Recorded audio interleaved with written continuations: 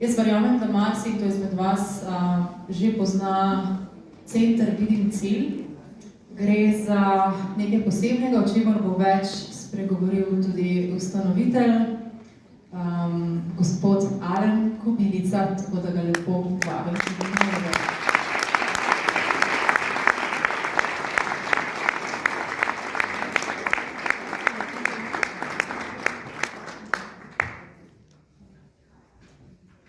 Evo ti kar predajam mikrofon.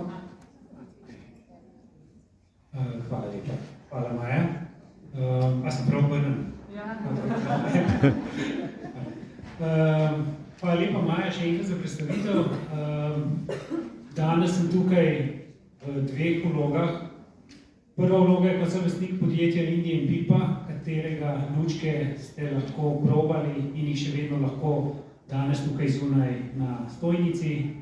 Pač naši ekološko-rastlinski sladoledi, ki že kar nekaj časa so na tržišču.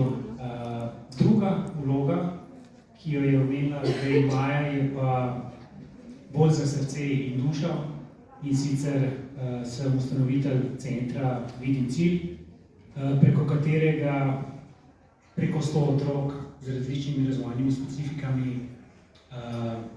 sodeluje pri naših programih. Začeli smo s plavanjem, potem imamo različne kempe, poletne, tandem kolesarjenja, smučanja in tako naprej. Z mano je Dragana, ki je bila tudi pri lučkah, mi pomaga tudi v več vlogah, ampak je pa tudi hkrati v našem centru vodja vseh aktivnosti že od samega začetka, prav od leta 2011. Prav že kar nekaj časa, zdaj v bistvu smo 12. leto, kar delujemo. Naj nekaj povem o samem centru. Smo neprofitna organizacija in osnovna ideja moja je bila, da dobimo še enega, vrhunskega elitnega parašportnika. Sam sem spoznal precej hitro, da to ni najpomembnejša stvar. Najpomembnejše je, da se ti otroci družijo med sabo preko športa.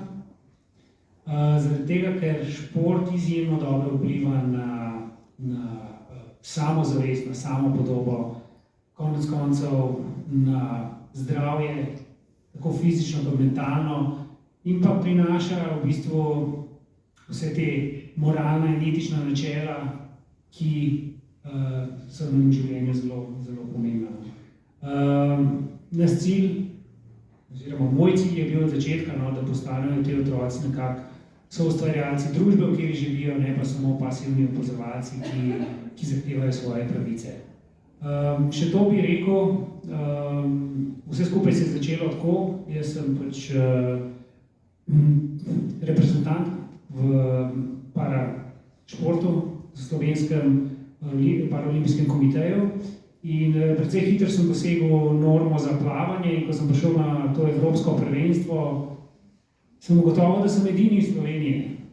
In medtem, ko so druge države imele kar nekaj tekmovalcev, in takrat sem si rekel, kot diplomirani profesor športne vzgoje, rekel, to je pa tista stvar, ki jo jaz lahko vrnem družbi, iz katere prihajam. In takrat smo potem ustanovili center Vidim cilj.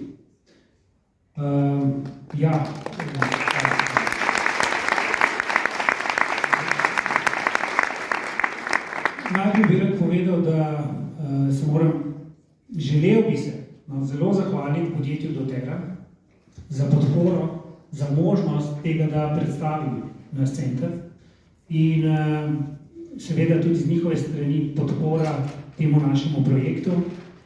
Tako da se zelo, zelo zahvaljujem v imenu vseh našega centra.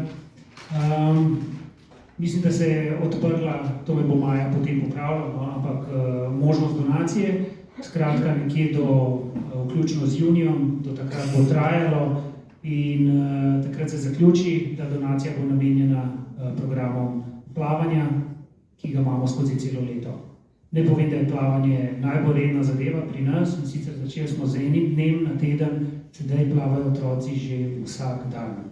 Začeli smo seveda s slepimi in slabovidnimi, tistega davnega leta 2011, ampak potem so se nam počasi začeli pridruževati tudi druge skupine, druge razvojne specifike, kot so, kar oglasite se na telefon, mogoče je to pomembno. So se začele priključevati tudi druge skupine, otroci z amputacijami, paraplegiki, cerebralna paraliza, avtisti in tako naprej.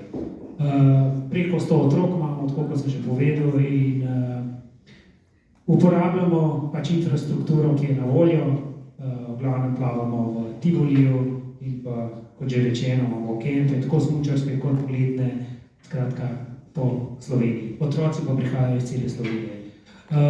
Jaz sem si zadal v začetku nek cilj, in sicer, da naši otroci ne bojo plačevali ne članarine, ne vadnine, tako da smo dejansko nekako odvisni od dobrih ljudi, podjetij, kot je doTERRA, in pa od mojih motivacijskih predavanj.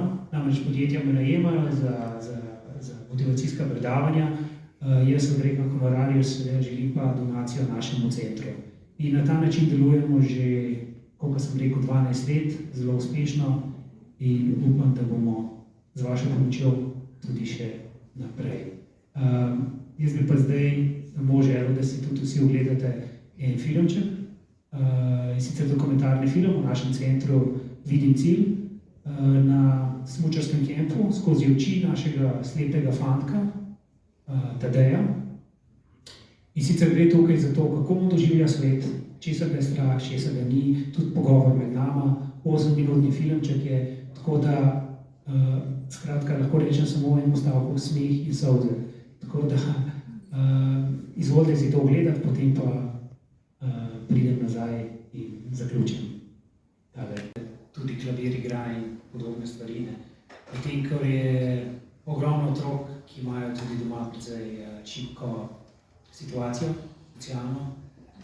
In tukaj pač poskušamo potem nekako, kolikor se da, res pomagati, tako da se vam že vnaprej zahvaljujem za vso pomoč in za vse, verjamem, donacije, ki bodo prišle. In tudi na jesenski konvenciji bom v zahvalo predstavil svojo življenjsko zgodbo. Tako da vsi tisti, ki boste prišli, boste lahko slišali pač nekako mojo zgodbo. Tudi to je pač del zgodbe. Še to bi rad povedal, da vse ljudi, ki jih imam okoli sebe, pravi v centru, nisem nikoli izbiral na podlagi ali njihove veroizpovedi ali politične orientacije. Meni je bilo pomembno, da ima človek strast, kompetence, disciplino in da ima to srčno željo po delu z otroki, tako da moram reči, da je že od samega začetka ekipa nespremenjena in to se šteje pač v veliko veselje in čast in hvala tudi Dragani, ki je ves čas tukaj zraven že od samega začetka. Skratka, se vidimo v jeseni.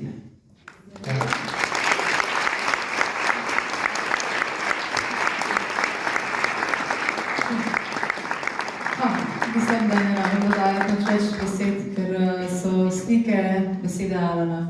A še kaj si pozabil? Še nekaj. Jaz se opravičujem, pozabil sem povedati, da ne vidim.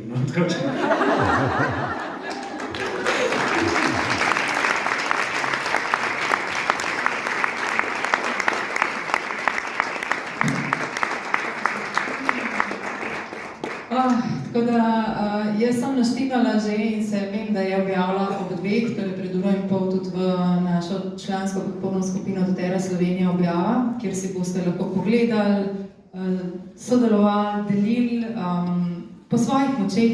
Jaz vedno pravim, da skupaj zmoremo nemogoče.